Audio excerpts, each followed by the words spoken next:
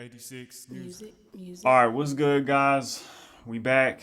It's L Trouble 86 Music. All right, so the reason why I'm making this video is I was on Instagram and I ran into one of Sound Oracle's posts, and he was talking about Midi versus one shots, and he's saying that you should prefer one shots over Midi. My honest opinion, I think you should prioritize both. He did break down the points of why MIDI is worse than well, not worse, but why MIDI would be less preferable over one shots because of CPU usage. But he also broke down that MIDI is better because of variety. And this video, I'm gonna show y'all why both are essential for production. So this beat right here, I've never played this beat before. I was just going through my random beats that I haven't finished or anything like that, and I ran to this one, and I was like, damn, I should have finished this one. This one's kind of like it's kind of boom bap soulish. The time signature is 3/8. It's like 3/4, but it's a little different. But so my main instrument in this is a brass. The brass VST for this uses up a lot of CPU. Not too much, but it does use up something. I might even change this because it's kind of like not as dynamic as I would like for it to be. So let me just play it for you real quick.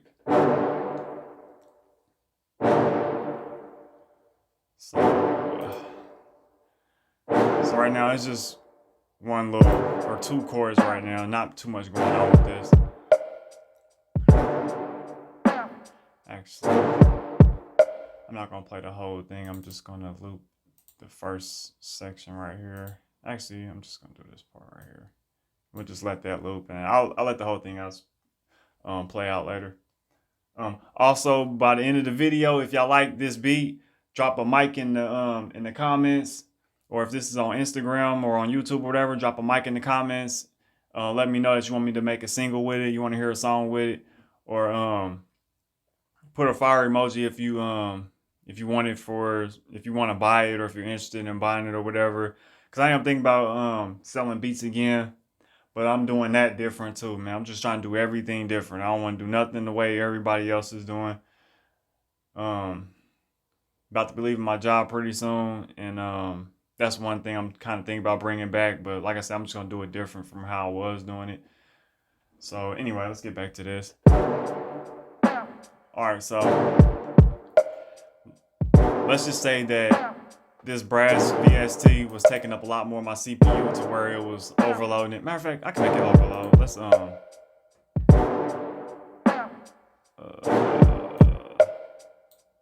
let's turn the transform option on.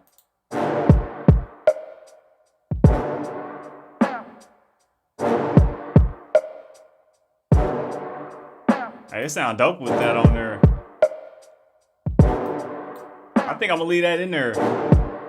Okay, so let's add the reverb too. Okay, see, now you hear it getting choppy.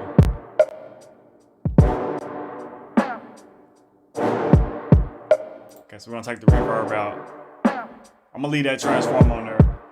So what we wanna do is, we wanna export this out. I'm using Machine, by the way, so since this is already done, we're gonna go ahead and, oh, wait a minute. I already have another reverb connected to this, so we're gonna turn this reverb off just for now. Oh no, we gotta turn that back on. I need to turn this off so that way.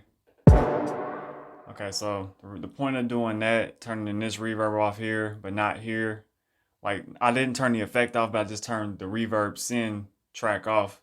So that way I don't get the volume from sending it to the brass. So it's a little complicated, but some of y'all understand what I'm saying. Like, cause when you send the instrument to the reverb, it adds extra volume when you do that.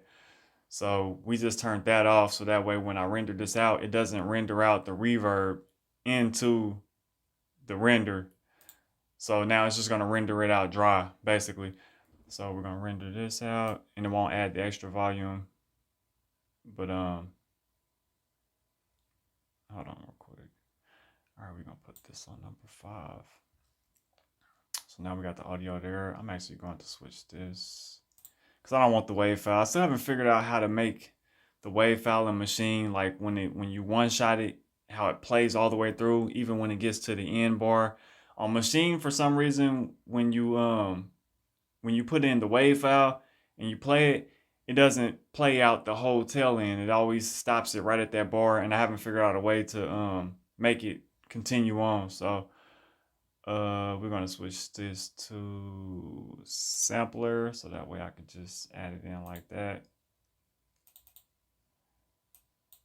And then we can turn, oh shit. Okay, my bad. Then we can turn the VST off. So here's the reason why I'm making the video. So what I do is, after I render out the virtual instrument audio and make it a one shot, don't delete the MIDI part of it. You just turn off the MIDI part and then go to the instrument, turn off the instrument. So some instruments, they have like a power button or whatever. You can turn that off and it won't use any CPU while you're making your beat. I wish I could show y'all the CPU bar after I play it, but that's okay. So now we can play it. So when you render it, after you render it, it adds a little more volume. It like normalizes it to make it to its peak volume. So you just lower it. Then we turn back the reverb. Turn back on the reverb. I want more reverb on this. There we go.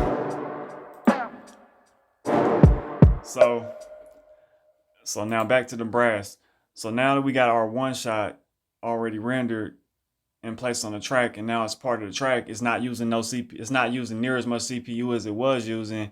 And if I decide I want to go back and make a change, I can just turn back on the VST and then add in whatever I want to add in. So that's my little tip I wanted to give y'all on the whole MIDI versus one shot.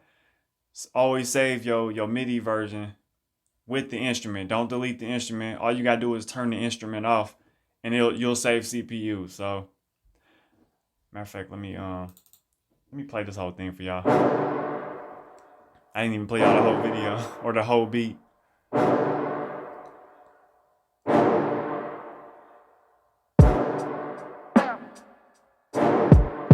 Tempo on this is 77 BPMs.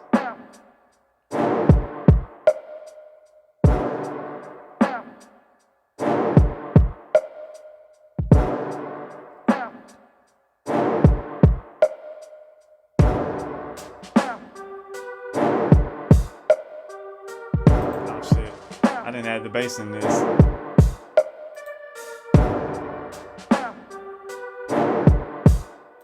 Let me fuck with the bass on this. I forgot to add the bass in this. Let's see what key we in. Also, that's another reason why you should keep your MIDI files, is because you may need to see what key you're in, because some people can't play by ear. Sometimes I can't always play by ear. It saves a lot less time though. Eventually I'll figure out what key it's in if I just keep playing the keys and figure out which one matches. You can do it that way too, but it's just much easier to keep your MIDI file so you can see what key you're already in. So in case you want to add new instruments, it'll be easier to figure out what key you want to put those instruments in to match the rest of the instruments. So that too. So let's mess with this bass. What key are we in?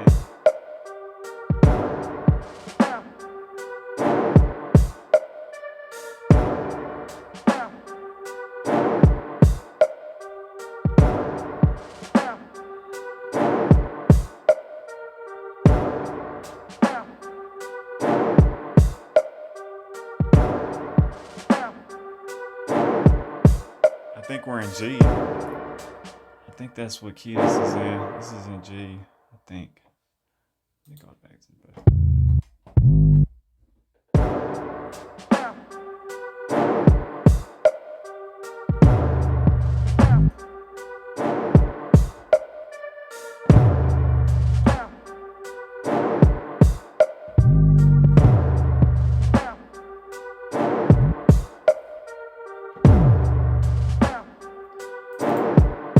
I'm not recording this, I'm just playing around with it. I need to change some things up. I need to get rid of that front part. Let's take that off.